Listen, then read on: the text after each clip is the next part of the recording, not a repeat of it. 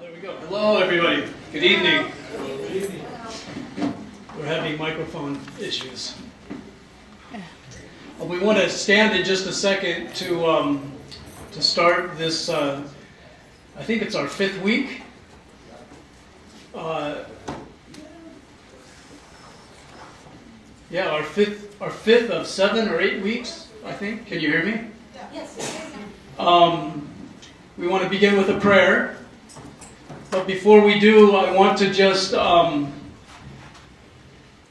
let you know what we'll be talking about this evening. This is an ongoing series entitled The Journey to a Better You. And it was put together by one of our parishioners who's studying for a master's degree in applied theology at the House of Studies program. And this is our fifth week meeting. We're discussing issues of our faith and practical applications to our faith. So tonight we're going to be hearing from Lisa Maroun, who is a registered dietitian and a nutritionalist, and she'll be speaking from an Orthodox Christian perspective of our faith on food and health and how best to care for the body that we've been given by God. And then we are blessed to hear from our own Deacon Dennis Bojrab, who will be speaking to us about the meaning of the Eucharist and specifically speaking about some of the prayers and the meaning of those prayers that sometimes are even read by the priest silently on your behalf. So let's begin with a prayer. In the name of the Father, and of the Son, and of the Holy Spirit, one God. Amen. O Heavenly King, O Comforter, the Spirit of truth, present in all places and filling all things, treasury of blessings and giver of life, come and abide in us and cleanse us from every stain and save our souls. And Lord, we ask your blessing upon all those who have gathered this evening. As we continue this lecture series, we ask that you bless the presenters, Lisa and Deacon Dennis, so that what they present to us may be for the benefit of all those gathered here, for our families, and for the whole community. For you are holy, always, now and ever, and unto ages of ages. Amen. Please be seated. Enjoy the evening. My name is Lisa Maroun, and I've spoken here before a few weeks ago about fitness. I think most of you were here for that one. So today we're going to talk about transforming your life with nutrition. Okay, so to start, we're going to talk about our habits, and our habits shape us, and we shape our habits. So, we all have some good habits, we all have some bad habits, but you'll notice that you tend to always revert back to those habits. So the goal is to try to identify where you're lacking and build some new healthy habits. So here we have, For example, like dessert. How many people love our dessert? We all love our dessert. So we sometimes think, well, we can't say no to dessert, but it's really all a mental thing where we have to make our own choices and we have to be aware. So if you want to change, you really can. You just have to put your mind to it. So try to identify what unhealthy habits you may have. Okay, because in the long run, it's only going to cause health problems and so forth. So we'll get into that. Okay. So immediate gratification, we all understand what that is. What is immediate gratification? It's typically anything that makes us feel good at the moment. And sugar is obviously one of them. We're going to talk in more detail about sugar. But it's addicting. The foods we eat are very addictive, and the way that food is made nowadays is much different than how it used to be. So what choices do we make when we go food shopping and when we eat and when we cook? So the short-term high of carbs feels great, right? But it doesn't last. So here's a picture of a young boy who's, playing on his video games, which all kids love to do that. But it's easy to eat the wrong foods, be inactive, and then have a downward trend with your health. And it starts young. So being aware of it now is how we're going to help shape our future kids. And so God warns us when he said, there is pleasure in sin for a short time. And it is short. So keep that in mind. Something might taste good, but you think about the long run and what it's doing to your health. Okay, so I want to quote this doctor. His name's Dr. Tom Rafai. He doesn't belong to our church, but he's a physician who really practices. Do you know him? Yeah. Okay. He really practices good health. He's giggling over there. And he's actually creating this lecture series where he's, for a cost, I believe it's between $200 and $300, but for a cost, he's going to have a different series of people who can help you through your progress to better health. And it's all online, and he's actually, accepting new clients if interested. But this is the intro to his program, which I really find that he worded very well. Nearly all of us struggle to stay healthy and fit in our convenience, food-filled world of unlimited temptations, high-risk instant gratification, and chairs abound.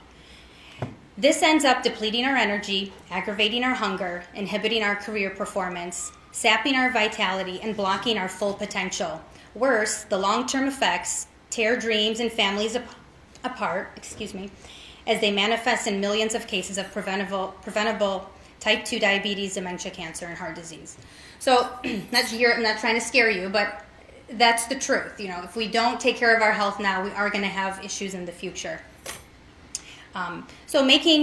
Hopefully you'll learn some new simple changes to incorporate in your life that will transform your health.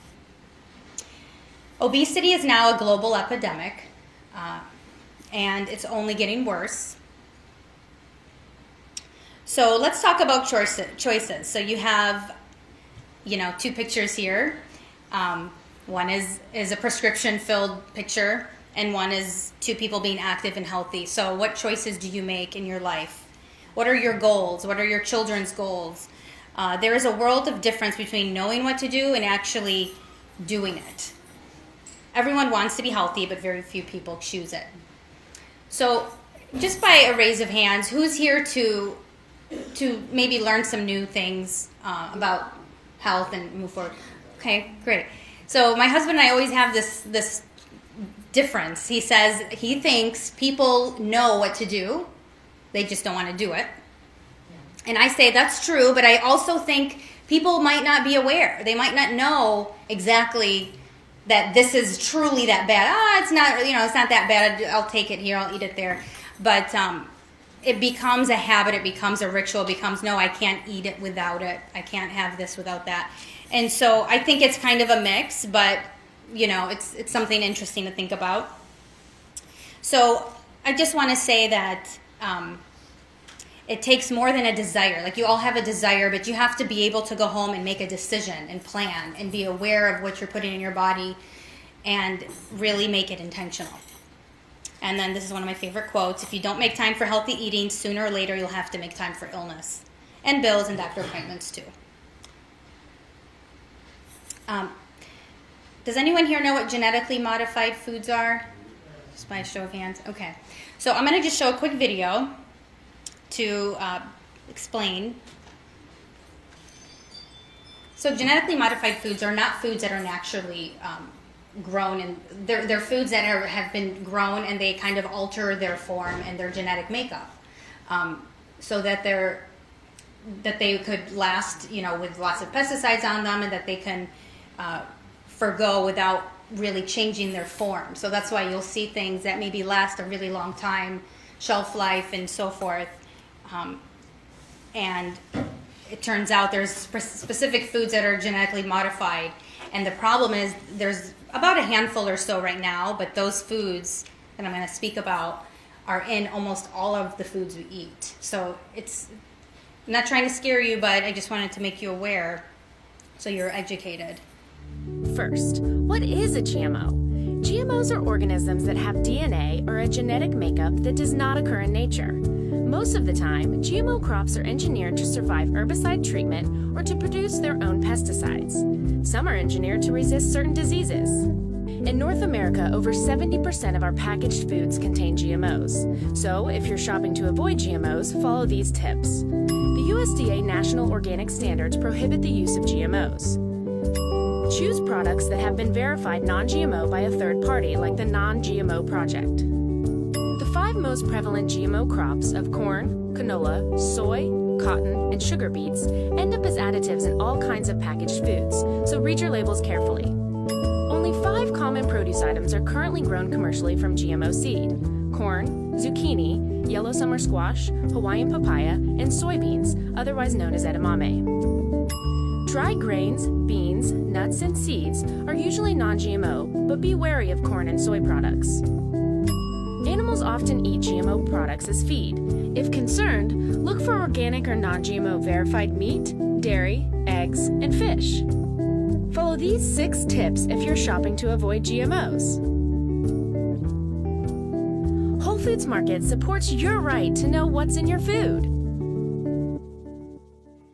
So these are the genetically modified foods. We have soy, and if you read food labels and actually read, not the labels, the actual ingredient list, you're going to see that soy is in almost everything. Soy, canola oil, sugar beets, alfalfa, yellow squash, zucchini. I was surprised about that. We love our kusa, right? Yes. Hawaiian papaya, cotton. So you might see cottonseed oil when you read labels. And then corn is in everything. They take corn and they turn it into sugar and so forth. So we'll get into that.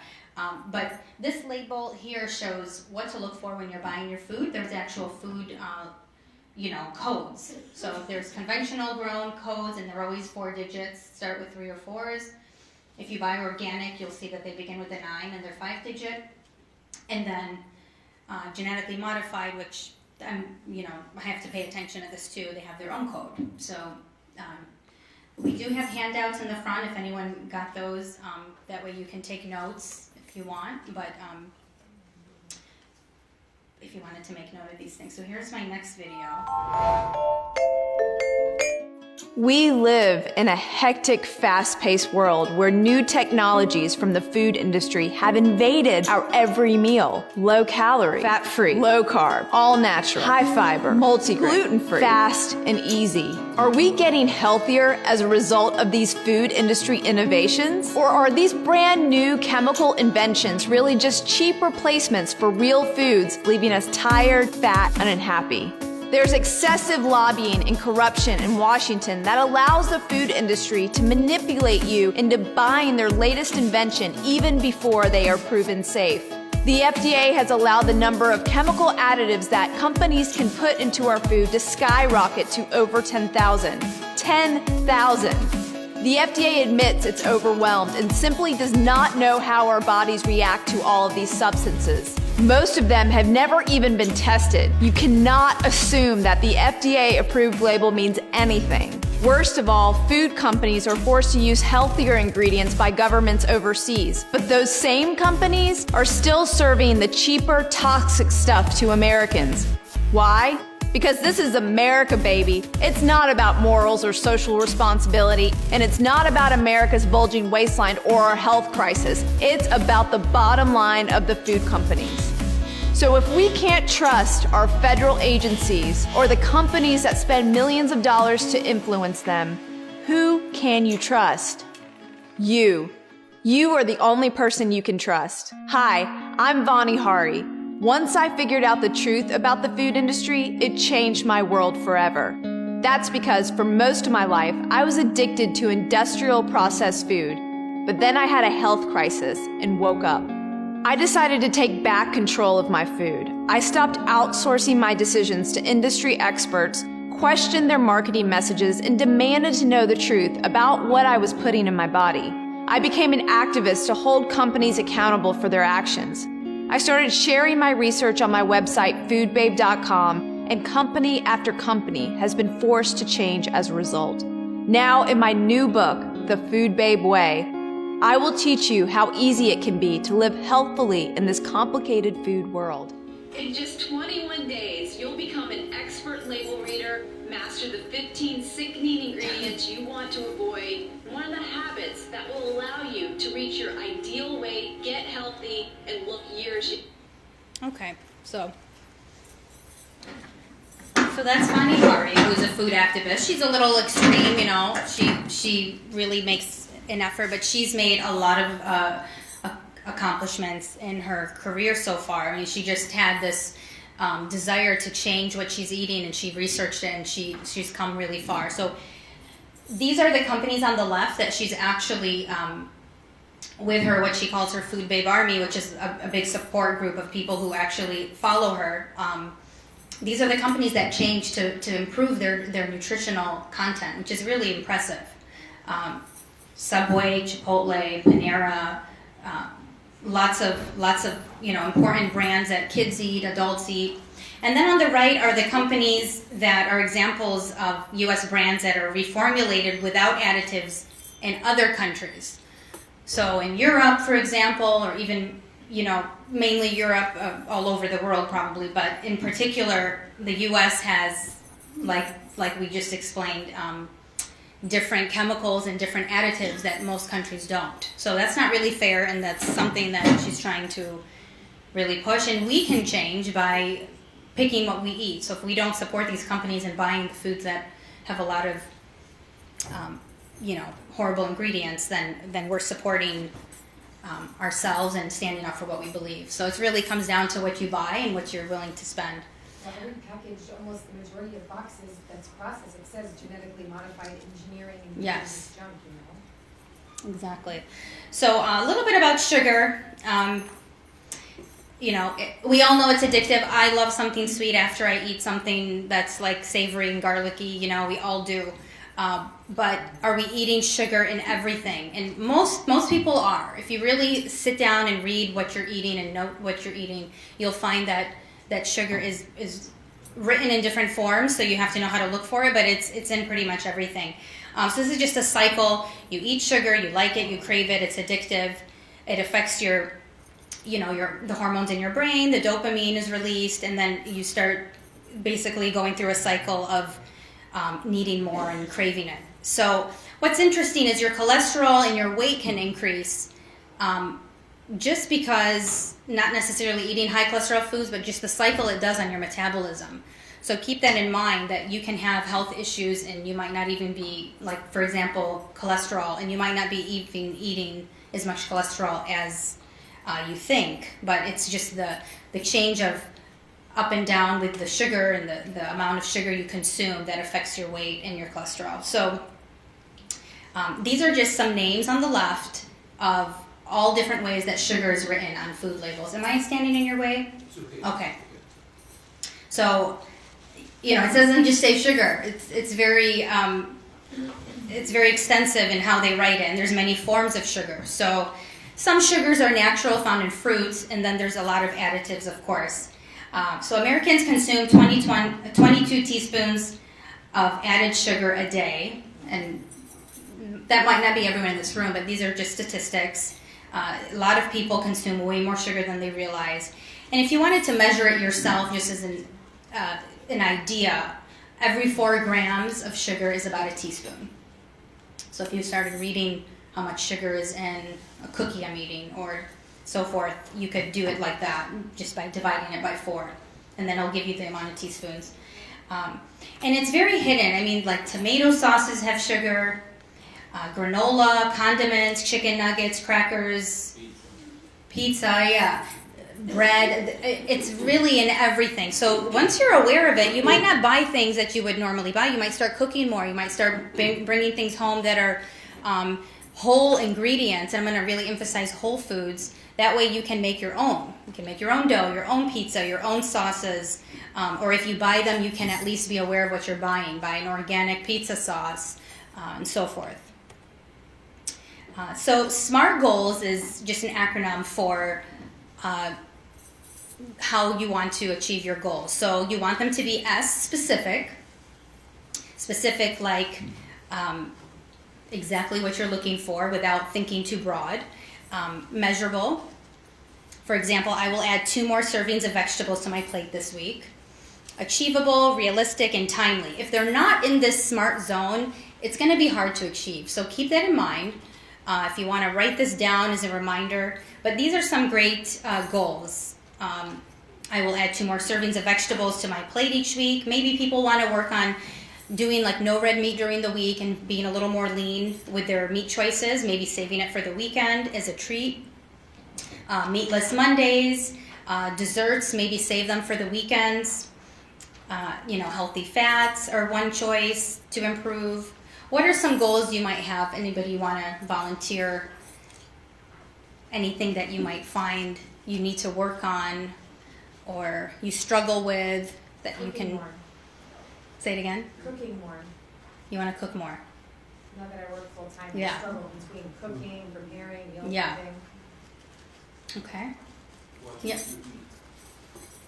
Yeah. Okay. So let's use our acronym here. How can we make that more specific? Like, what are you watching? Yeah. Yeah. So like taking the time to actually like investigate what you're putting in your body. Yeah.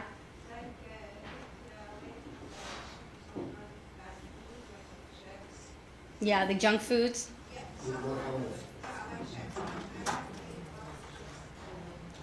So, I mean, if chips are in your reach, then it's very easy to keep eating them, right? My husband, for example, he says, if it's in my face, I'm going to eat it. You have to hide it. I'm like, what do you mean you have to hide it? Like, I'm not going to hide things. But then I understood, and I get it. Everyone's different. So now I have to hide things and put them in the upper shelf somewhere so he doesn't see it. Because if it's in his face, he's going to eat it. So what you want to do is put the good things in your face, like this. Have your fruit in front of you. You'll start munching. It really works. So, yes, yes. So, reducing junk food during the week, that's something a lot of people can do. Like, really focus on your weekdays to be clean, and then you might splurge on the weekend. And we're going to talk about a cheat meal. But a cheat meal is, that way you're not feeling deprived. Have yourself a cheat meal. Maybe it's Sunday, maybe it's Saturday. But at least you're conscious and you're aware of what you're putting in your body. A quote, then God said, I give you every seed-bearing plant on the face of the whole earth and every tree that has fruit with seed in it. They will be yours for food. He's not talking about processed granola bars. He's talking about whole foods. Real foods. Okay. Real food is really the emphasis. God has given us real food to nourish and fuel our bodies. So let's strive for quality. Like, make sure everything you put in your body is special and clean and pure. Scaling between 1 and 5. So, for example, you wake up, you don't have breakfast, and come 11 or 12 o'clock, how do you feel? Run down, irritable, and you're ready to eat the door, right? Okay, so that's where you have to know, you have to plan ahead, but what you really need to know is, how am I going to feel in a few hours, and scale your hunger. So always try to aim at, a 1 or a 2. You don't want to be at a 5. And the way to do that is through planning. Here are some of my girlfriends. So we used to cook a lot more often than we do now, but we do spend time cooking and prepping and meal planning. Don't let the term meal plan scare you. So I'm going to talk about meal planning. Why do you meal plan? Well, first of all, to save you time. Breakfast can't just always be a banana. Sometimes you're in a rush and you might not even get a banana if you're lucky. Eating out, say you go to work and you eat out a lot, you're going to waste a lot of money and time. Sometimes you have a half hour or maybe an hour if you're lucky. By the time you go and come, you feel like you had no time. So it saves you time. Dinner, you already have plans and you may have leftovers. So knowing what needs to be prepped and prepping it is key here. Less grocery store runs, better health, saving money. I'm going to go back. So the top photo has a food chopper, which I didn't bring with me, but I know a lot of people here may have one. It really helps save time. So when you're meal prepping, if you can use that for large amounts of foods. So in this bottom photo, it's not very clear, but there's the kusa. I was meal prepping a few things, and I figured, you know what, I want to make chicken noodle soup, and with the leftover chicken that I boil, I'm going to shred it and make it into like a taco dinner, like a shredded chicken meal, Mexican. And everything needs onions, right? For those who cook, we need onions as a base for everything. So I used my food chopper, and I cooked and I planned about 3 meals for that week that I would use onions for, and it's fine in the fridge. Just put it in a container. And that's the advantage of knowing what you're doing for the week, and really reduces the stress. So when you meal plan, it doesn't mean you have to cook every day. The idea is that you may not have to cook, but at least you have a schedule and you know what you're doing. So I would recommend setting calendar reminders on maybe Saturday to plan your week, So if you're off on the weekends, you can go shopping Saturday or Sunday, and you have an idea of 3 to 4 meals that you might make that week. Start by making a list, of course, before you grocery shop. Stock up on quality sources of fruits, vegetables, lean meats, beans, fresh herbs, and basic pantry essentials. And reserve time for those type of foods, like pre-cutting your vegetables, and so that they're ready for the week for yourself, your children, your spouse. A lot of things that last a long time are more vegetarian type dishes, and so if you make a salad, you just don't dress it. It's ready for the week. You don't even have to put them in separate containers. Just have one big one, but at least every morning you have it ready. Soups and chilies are great throughout the week, and eat them for lunch, take them to work. Okay. The whole point is to not start from zero every single day. Oh, I don't know what I'm going to eat. Let's just go out. I mean, we all do that. But if you do that all the time, then you're going to feel lost. So how do you get out of that? Pinterest is a really great inspiration for recipes. And so now we're going to talk a little bit about the Mediterranean diet, basically, but especially how to eat. So here's a plate that is basically an example of these demonstrations. Last week, Rania, she talked about the Daniel Plan plate. It's basically the same as the ChooseMyPlate.gov, which is the new food pyramid. The idea is that you fill half of your plate with fruits and vegetables. So that means whenever you're eating something, make sure half of your plate has colorful things in it. Maybe it's a salad, maybe it's a side dish.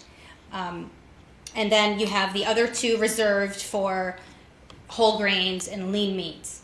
So a lot of times, like in the old days, they had the pyramid, the triangle kind. And a lot of people didn't know how much portions to eat and how big their portions should be. So usually the reference is the size of your fist. So let's see everyone's fists. Okay. And that would be about the size that goes in the plate. So about a size of, for grains and this. The thing is, we're like, we love our arroz, we love our pasta. The thing is, if you eat enough greens, you're going to fill up. You have to train the way you have to change the way your body is trained and change the way you think. You could even try a glass of water before dinner and just fill yourself up so that you're consciously aware of what you're eating, you're thinking more godly, you're more aware of, you're not overindulging, you're just eating what you need to. And fasting is coming up with Lent, so it really helps you focus on what's important. So here's this plate. People can actually purchase these if it helps you really portion size. There's different diet programs too that actually portion out your meals. So really quick about the Mediterranean diet. That's really what it is. Lots of fruits and vegetables, low-fat protein. And that doesn't mean you eat lamb 3 days a week. That means you don't eat lamb, unless it's a special occasion or maybe on a weekend. But it's not something that you consume all the time because, that will probably lead to other health problems. So, obviously fish, lean meats. And there's lots of ideas of how to flavor your healthy foods. If you need any tips, let me know. So joining the clean eating craze, make your home clean. And when I say that, because we're not talking about real clean. We all have, with us with kids, we all know what it means to have a clean house. But how about your pantry, your diet, your fridge? Make sure it's clean. I would say have a cheat day, but at least you feel like, I earned this. I ate soups and salads and lean meats, and I got full, and I had oatmeal for breakfast, but at least, I'm going to go and get my hamburger now, and I'm going to have a little bit of fries. And you don't have to deprive yourself, but don't eat that every day and expect, why am I not losing weight? Why does this hurt and that hurt? It does affect your health. Cut portions, not calories. Limit your alcohol to special occasions. That way you're not over consuming too many calories. That's for those who are interested in maybe losing weight. Of course, keeping snacks simple and whole versus processed. So I have a list of snack ideas that were on the front table there. So keep that in mind if you ever need some snack ideas. Limit processed foods that God didn't make. And with label reading, there's so many words that we don't even know what they mean. I mean, you could research them, but the whole idea is that we don't know what half of this means and why is it in our food, right? If something has about 15 to 25 ingredients, that should be a red flag. Nope, not buying that. Put it back on the shelf. Okay, pick things that have maybe 10, hopefully 5 ingredients in that, and that would mean that it's probably whole foods. You might have to go home and make something out of it. Doesn't mean you can't have pre-made or processed foods at all, but pick good quality. Start paying attention. Maybe you need to pick an organic kind because that would be more pure. So on the left is a photo of Progresso breadcrumbs, and it shows you how many ingredients are actually in it. Most of them are genetically modified. So I wrote, use panko breadcrumbs instead. Season them, add cheese, garlic powder, spices, and then you can do it yourself. If you are, rushed, it's different, but plan. This is when you plan ahead. You have good quality ingredients. Same with the bagels on the right. There's the conditioner. There's high fructose corn syrup, caramel color, soybean oil. These are all terrible ingredients. Those are bagels that we made. I know. What, 3 ingredients? Maltod dextrose is very bad. Very Maltod bad. dextrose is banned in Europe. Yeah, exactly. So a lot of these ingredients are banned in Europe, and that's the whole point, is why are they not here? We know the reason, but we can't support them. They're more strict in Europe. So this is a suggestion of a bagel that I like. It's called Dave's Killer Bread. I've seen it at Kroger, Meijer. Sometimes I don't find them, but really pure ingredients. Everything's organic, so I like that. Here is an example of tilapia. This is from Costco. So tilapia is breaded, and I've sampled this actually at Costco. It's delicious, right? It's so good. It has like the perfect amount of sugar, salt, fat, which is the trio. Sugar, salt, and fat is what makes everything taste amazing. But there's just, I don't know, I can't get myself to buy it. I mean, I look at the ingredients, I'm like, oh, all the way down to here? It's just too much. So I went on Pinterest and I found a great recipe. And all you got to do is type tortilla crusted tilapia. You take organic corn chips, always buy organic, and Costco has them. And you just crush them in the food processor, and you season them with cumin and chili powder. You make it Mexican flavored. And anyway, the recipe is you'll find the recipe. But the point is, you bread your fish real quick and you cook it, and it's delicious. You can even throw it in the oven and spray it with a little bit of spray, and that way it's not too fattening. Move over meat. So we're going to talk a little bit about getting away from meat. I think in our culture we feel that we have to always have a meat. But we don't. You don't have to always have meat. And it doesn't mean that only because you're fasting you don't have to have meat. I know Father Jim, you're one example who really, truly eats light and clean, and you're aware of like what you're consuming on a regular basis. I noticed from my perspective. And it's admiring, because a lot of people think, that every meal has to have meat, but it doesn't have to have meat. Your lunch doesn't have to have meat. Maybe a few days a week you can make a meat dish and fill up on other forms of protein.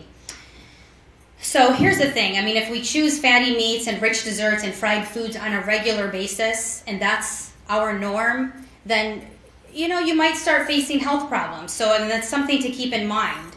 And there's a misconception that as we age, I'm getting older. It's okay if my health declines, I'm expecting that. No, you don't have to expect that. I mean, why should you decline with age? I mean, you can turn yourself around and be the most vibrant, strong person you can be. Heart attacks are preventable, yet are the leading cause of death for both men and women. So on the right here, I have a picture of, okay, so I don't usually buy bacon, but I bought bacon last week, a good quality, a nice cut of bacon. And I cooked it because I wanted my son to try it. He didn't like it. So we ended up eating it. But this was the bacon fat that just after it dries up, you know, it forms into saturated fat, always turns solid. So this is an example of saturated fat. I mean, it's pure solid. Our bodies are designed to break it down, but at a certain point it might not. So, I mean, I don't know. When I look at that picture, it just reminds me that it's not something I want to eat all the time. So, you know, don't think you're invincible. You have to be aware. Oops. Okay, so a little bit about oils, since we're on the topic of fats. So in the red, you'll see what's saturated fat or solid at room temperature, things that are not healthy for our bodies. So you want to obviously limit those. And so coconut oil, there's a big craze about coconut oil. Oh, we have to put it in everything. You know, there's a lot of studies that go back and forth. A lot of people think it's the greatest thing and it's great to consume. I mean, talking about using it on your skin is one thing, but consuming it, I mean, professionally, I wouldn't encourage it. I wouldn't encourage it on a... Ooh, I'm not even moving.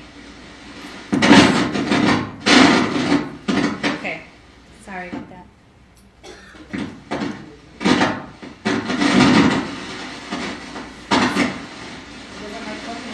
He doesn't like coconut oil. Coconut oil in the microphone. What's the yellow? What's the yellow? Thank you. The yellow indicating of what? So there's two forms of yellow on the chart.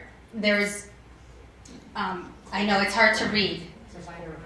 So the lighter yellow is what you want to strive for, the monosaturated fats or the oleic acid. So when you find oils that say oleic acid, that's a good thing. You want those things. So I kind of made it simple instead of complicating it and looking at this chart and squinting. I recommend these oils to use: extra virgin olive oil, avocado oil.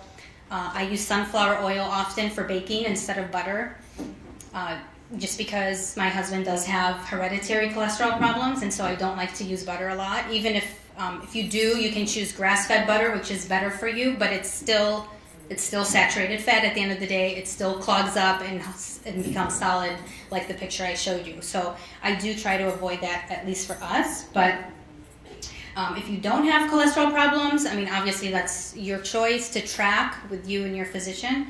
GMO oils to avoid: canola, soybean, cottonseed, corn, and most vegetable oils. Something else that's a trans fat to look for is called partially hydrogenated. So oftentimes you'll see in the ingredient list, it'll say hydrogenated something or partially hydrogenated type of oil. So those are the things you want to avoid. I hope that's helpful. Fasting and going meatless, you know, we have, like I said, Lent is coming soon, so be aware of ways to make your diets more meatless. Here's a chili that I made that's vegetarian. And then I made, this is an old picture, but it's basically food, you know, but instead of eating it in the normal way, I just turned it into a salad and put all my ingredients in there with parsley and lemon and garlic, and it'll last you a few days. It's delicious. So you avoid the bread. Yeah, so it's more like a salad. You know, it's just a different form of it, but it's something to, if you want a salad, you want to take it to work, something like that. So, obviously beans and protein is the best way to do it. And if you are sensitive to beans, you know, there's different kinds to try, and maybe fresh instead of canned. And definitely if you ever use canned beans, you always want to rinse them and strain them in the strainer because they're loaded with sodium and preservatives. So you want to rinse all that off with water. Otherwise it's extremely bloating. Okay, so here's some examples. And then there's some calcium-rich foods that if you are avoiding calcium, dairy products, Some really high rich calcium products that you could incorporate: almonds, bok choy, broccoli, Chinese cabbage, kale, okra, and chia seeds. So just another thing that I always keep pushing is increase your color intake. That would mean you're eating more fruits and vegetables. Remember, half of your plate should be colorful. And even for breakfast, if you're having anything with breakfast, add fruits, add berries. If you're having lunch, add vegetables, add fruits. If you're making a soup, if you're making a chili, how can I add color to everything I eat? And that's like a really good way to say, okay, is this colorful or is this more like beige? So you want to aim for 8 servings of fruits and vegetables a day, or 4 to 5 cups. And it's pretty simple. Here's a breakdown of how to get it in your diet. When in doubt, find an Arabic restaurant. That's what I say. Always try to get dressing on the side, because sometimes it's too oily or too lemony, and you can at least limit how much you're eating. Salt, I'm not really talking about sodium or salt, but a lot of people might have high blood pressure, and salt is obviously something you want to limit. And a lot of restaurants cook with tons of salt and tons of fat and tons of cheap oils. So the more you eat out, the more you're eating crap. And there's different apps, MyFitnessPal or Dr. Michael Greger's Daily Dozen. These are different apps you can download, because apps is the way to go these days. It really helps you track your fruit and vegetable intake. So here's an example of how to get fruits and vegetables in your day.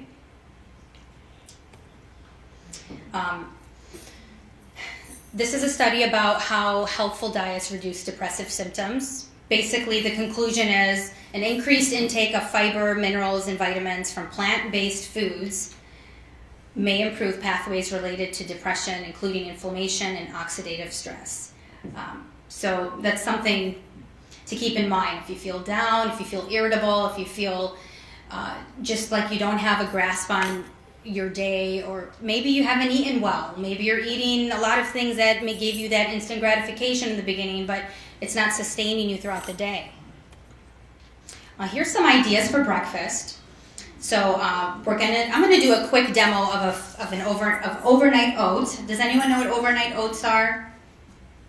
Okay, so not too many. Basically, it's creating your own oatmeal with dry oats, and you add the liquid and all the flavors, and you put it in the fridge. You do this like at night, and then in the morning it's been like soaked in the milk, and so it becomes soft, and then it's perfect to eat right away. I like to nuke mine in the microwave, but it's so convenient, because so many times we're rushing out the door, we have to go to work, we have little kids, or whatever it is, and you don't have time for breakfast. So having it ready like that, I really find convenient.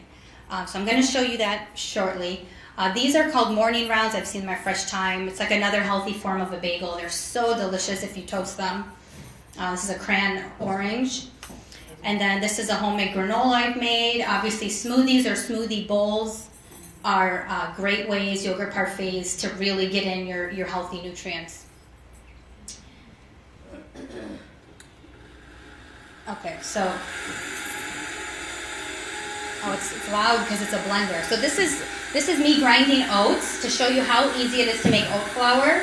You just put your oats in your high-powered blender. Isn't it? Father Jim said it's so satisfying to watch. And that's it. There you have it. You have your ground oats, and I use this all the time. So I actually have cookies. Nehla, do you mind passing those cookies out now while we talk, please? Thank you so much. They're not as fresh, and they might be a little hard because they've been sitting out.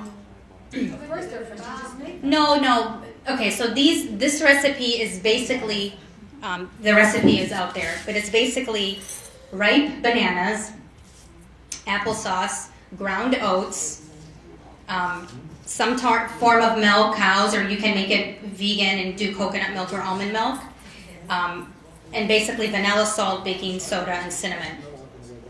I added chocolate chips this time because I wanted to make it taste, more appealing, but you can add, excuse me, raisins, coconut, I gave some examples,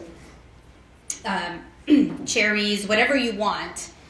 But it's a great recipe that's filled with bananas and oats. So why choose oats? Low fat, high protein, great for weight loss. My husband adds it. He makes his own protein shake, so he buys like an egg white protein. Thank you so much. He puts his oats, he puts his flaxseed, he puts whatever it is, but at least it's healthy and you know what's in there.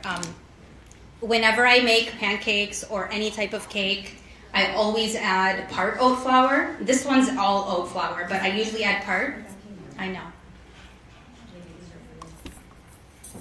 I always add part oat flour because I find that it really tastes like more wholesome and more nutty and earthy when you have oats in it. And then I feel better. I feel like, oh, I'm not just eating poor flour. I'm eating real oats. They're delicious. Obviously, thank you. They're nice and warm. Yeah, I just baked them next door at the cultural center. I felt so cool back there. Yeah. Good. So they're not the ideal cookie, but you know what? If you had them and you're trying to watch your cookie, but you want something sweet, it's great during the week, like I said. High fiber, keeps you full longer, really great for cholesterol, diabetes, blood pressure, helps against fighting heart disease, and then makes you feel more awake and more strong, and they're gluten-free. Oh, look at this. Who do we have here? Haytham, do you mind coming up? Did you tell him you were going to use Yeah. it? How many years has it been? I'm so shocked. I just happened to be here. So, what a transformation, right? Haytham, why don't you talk about how you've come this far? Thank you, Lisa. Yeah. So everything that Lisa's saying is true. And, that helped me a lot, especially like the portion control size. I mean, we didn't invest in plates, but we definitely did the fist rule. Mm-hmm. So what I learned because we did Weight Watchers, I did Weight Watchers, it didn't do nothing. I did the pedometer, didn't do nothing. In fact, I got so lazy with the pedometer that I started spinning it at the end of the night to get my 5,000 steps. Just to say I did it. Have a cookie and spin it. Yeah, exactly. So when I started actually limiting my food intake was really when I noticed a huge weight drop. And all it was eating roughly half of what I normally would eat. The fist rule is like Lisa said earlier, you do 1 fist of starches, 2 fists of vegetables, colorful vegetables like Lisa said, and then you do like a deck of cards or a little bit less than 1 fist of meat if you're going to have meat. So you make a whole. So, using that rule, eliminating pop, eliminating stuff like that, it helps. I think the greatest thing is controlling your urges to snack. You hear me talking funny right now, it's because I have these braces on, the retainers, because I just took my braces off. And I was joking with a friend today, it was actually coincidental, because I told him that I have these on, I can't snack, because it's a huge pain in the butt. Because then I gotta take them out, I gotta snack, I gotta clean, I gotta put them back on. It's a whole process. So I'm less likely to snack. Like the cookies went by right now. Okay, I didn't take one because then I would have to go through a whole mess to do it. Take one home. Yeah, well, thank you. So I think we're going to come up with a weight loss product. It's going to be called Food Blockers. And it's basically going to be a roll of tape that you just put over your mouth. So you just limit your intake. What about fast food? Yeah. Well, the thing is that with fast food, okay, I didn't cut out so much fast food, but I changed how I ordered fast food. So for example, because I'm a business owner, so, and my wife works too, Joy works, so we can't always have food, okay? But instead of going to McDonald's, for example, and getting a Big Mac and a fries and a pop, I would go to McDonald's and I would get the 99-cent McDouble. I would get no fries with it. I would get either a small lemonade or I would get an Arnold Palmer, which is a lemonade, iced tea mix, so it's less sugar, and I would get unsweetened iced tea with it. Yeah. Or I would just get water. I would really limit because like Lisa said, all the fast food right now is all sugar. When you look at, there's videos on YouTube, when you look at how much sugar you consume in a day, it's roughly the size of a coffee pot. And you don't realize it because of all the breads and stuff. So, when you just change your eating habits, it becomes natural. What Lisa said at the last meeting that I was at was it goes from being an inconvenience to being something natural. When I first started losing weight, when I first started working out, I was in pain all the time. Now, if I overeat or if I don't work out, I'm in pain all the time now. So you just got to train yourself to live a healthier lifestyle, and it becomes natural to you. What about mensa? Mensa? I mean, it's sacrilegious to not eat mensa. Exactly. But you know what? No, that's, I will tell you though. I will tell you that's a very great point. Okay, I don't need to talk too loud. I'll be done after this. But Arabs, and especially Arab parents, will try to trip you up every step of the way because they will always tell you you're not eating enough. I would go to I would go to my parents' house, and God bless my mom, she loves me. I would tell her, put me 1 spoon of mensa, 1 spatula of mensa, which is roughly the size of my fist, 1.5. And she'd look at me and she'd go, shut up. And she'd put me 3 or 4 spoonfuls, because it's in their instinct to over provide. Once you get out of that habit and stop allowing them to feed you and stick to your plan, you'll do much better. Thank you.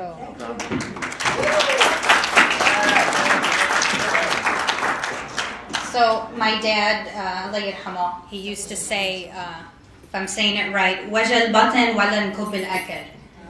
So that means, I'd rather stuff myself and eat that last bite rather than, I'd rather hurt my stomach than waste the food. And sometimes I say that, and I always think of him. But thank you.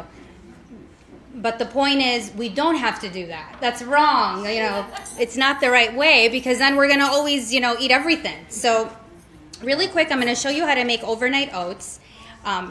Here's about a half cup of oats, and I really like this kind, and maybe it's because it's ground and it's not the whole, but these are called organic Scottish oatmeal. But again, the way I did the ground oats, you can always do that too.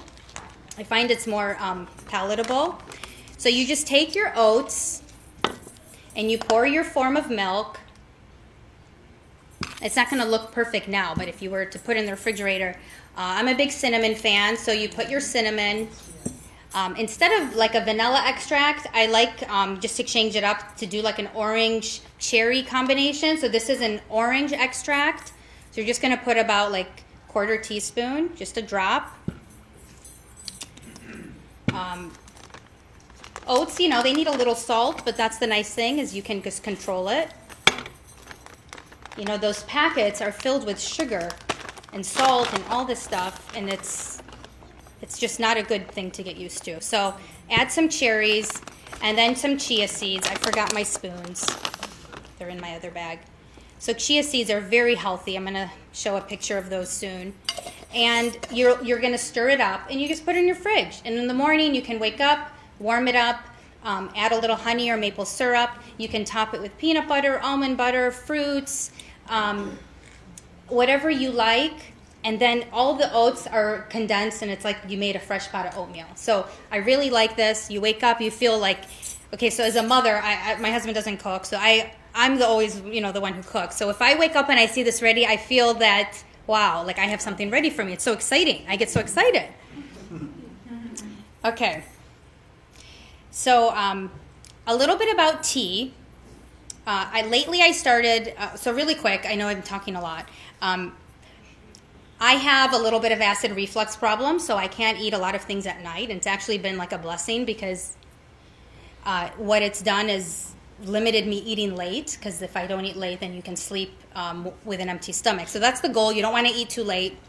But what I found is making anise tea or yansun tea really soothes my stomach and helps me. I'm sure a lot of people know what that is. So I've been adding cinnamon sticks to it, and it is incredibly sweet. If you add a cinnamon stick, or if you just make cinnamon tea, which is cinnamon in hot water, it's so naturally sweet. It's different than actual cinnamon powder. So try that if you're ever craving something sweet. I make that like 3 times a week, and I feel like I had dessert. It's amazing. And then I feel light, and I go to sleep, and I don't have anything heavy. Green tea health benefits. I love jasmine green tea especially. So these are some of all the health benefits. Look how much there is. Just a couple more reminders. Sometimes we mistake hunger for thirst. Make sure you always have your water with you wherever you go. Flavor it with fruits like this picture shows. You know, you can, especially in the summer, there's more fruits available and fresh herbs and mint and watermelon. But just get a whole picture, put it in the fridge, and every day you can add a little water for like 2-3 days till you make a new one. But when you flavor your water without adding sugar, even the carbonated waters, I kind of limited it because they all say natural flavors. That means we don't know what it means. That's what natural flavor means. So, and then the whole bubbly thing is not great for my stomach. So I like to just stick to plain water. Try more teas. Try to, like Haitham was saying, you know, don't snack as much at night. So the key is if you want something sweet and you're trying to be healthy, maybe try like a half bowl of cereal, like something kind of sweet but dry. You know, can always go, I always say, go brush your teeth, go use mouthwash, go make some cinnamon tea, and you'll be amazed with what it can do. Really quick about mindfully eating, you know, try to take more time to be aware and just enjoy what you're eating. Like if you're praying before you eat, also acknowledge that, you know, I'm gonna see how I feel. I'm not gonna push it up to a limit where I'm stuffed. Mensa, that's hard to do though with mensa, but I know. So you gotta be careful with that. These are some great superfoods. Adding ginger. There's a turmeric honey that you can make that's really great for you. All the benefits of chia seeds. I know I don't have a lot of time to talk, but turmeric and ginger and chia seeds are some great superfoods, along with many more that I didn't put in here. And I have my own Facebook page called Lessons by Lisa, so please stay connected. If you want recipes and tips, I'm always posting and updating. This is the page, and let me know, you know, if there's anything that you have question-wise, or if you've tried something that we've discussed and you found that that you found something to be helpful, please let me know. Thank you so much.